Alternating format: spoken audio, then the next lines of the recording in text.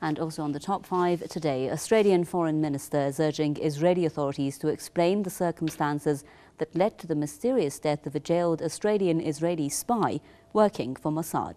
Bob Carr has also asked Israel for some explanation concerning the 2010 arrest of Ben Reiger.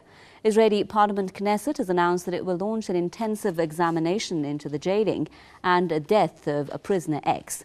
Ties between Tel Aviv and Canberra have been tense over his mysterious death in an Israeli maximum security jail. Tel Aviv says the man committed suicide, but some reports link his death to the interrogation techniques used against him.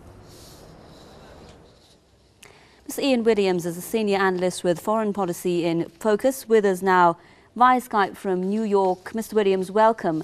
Now, we did hear Benjamin Netanyahu yesterday defending what he said was the work of Israel's spies.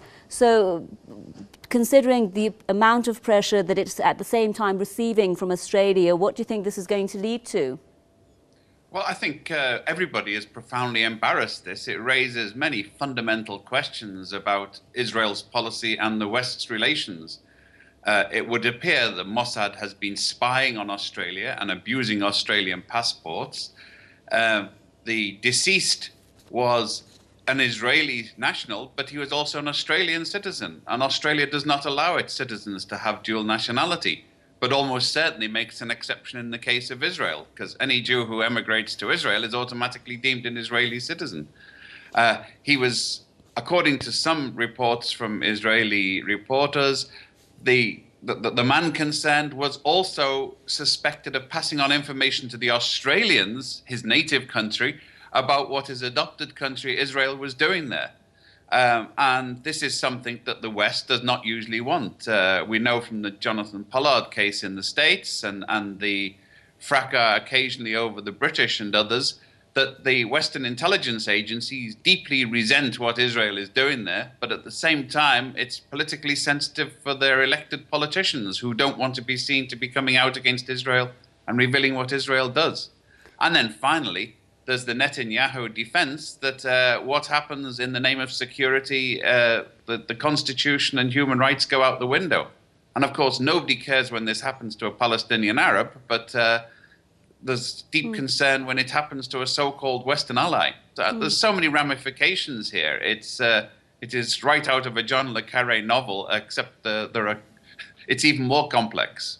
Well, one thing that's made it even more controversial, of course, is the reports that are saying that the same prisoner X was involved in the assassination of the Hamas commander Mahmoud al-Mabhouh in Dubai, and that he was actually planning to give information on that case to UAE authorities. Do you think that those reports can be considered as valid? It's difficult. I mean, this is deep security, so a lot of this is speculation, and there's that and the idea that he was passing on information to the Australians about what Mossad was doing. And they did use Australian passports, as I remember, in the UAE cases as well. So there are so many ramifications here. And of course, Australia does not want to become a target of Hamas or Hezbollah or anybody else. So do you think this will affect ties that the various spy agencies of European or other Western countries are having with Mossad? Well, I think they're always at arm's length. These agencies do not trust the Israelis. They know that the Israelis have no reciprocal loyalties, that they will take any information that they can get from the Americans or the British or the Australian and will use it and will only share back what they think is expedient to serve Israel's interests.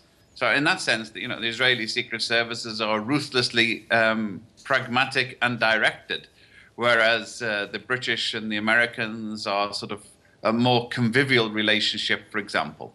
But we know, I mean, inside the intelligence services, there is profound resentment, as we know from the sentence on Jonathan Pollard, which rather amazingly, under the pressure of the pro-Israel lobby, successive presidents and Department of Justice officials have maintained for spying against the United States for Israel. Obviously, this got some of them very, very annoyed. And there are some grudges against Israel Mossad as a result of this, which have not been dissipated despite the public bonhomie. Mr. Ian Williams, Senior Analyst with Foreign Policy in Focus, thank you very much.